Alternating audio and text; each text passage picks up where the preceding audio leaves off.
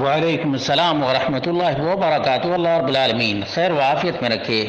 یہ عجیب و غریب سحری کی فضیلت میں من گھڑت اور جھوٹی بات بیان کی گئی ہے کہ حضور نبی کریم صلی اللہ علیہ وسلم ارشاد فرماتے ہیں سحری کھایا کرو، کیونکہ سحری میں کھانے کے ہر لقمے کے بدلے 60 سال کی مکمل عبادت کا ثواب ملتا ہے۔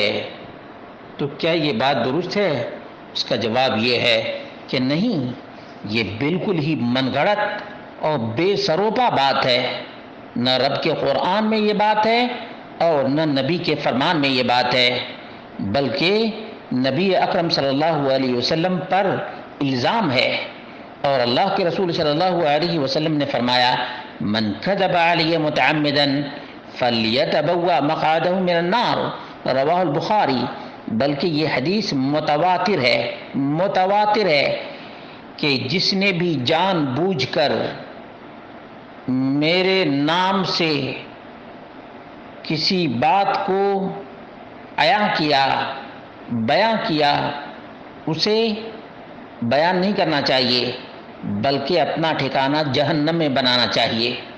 تو اتنی بڑی بات نبی اکرم صلی اللہ علیہ وسلم کی طرف منسوب کرنا کتنا بڑا ظلم ہے، کتنا بڑا الزام ہے۔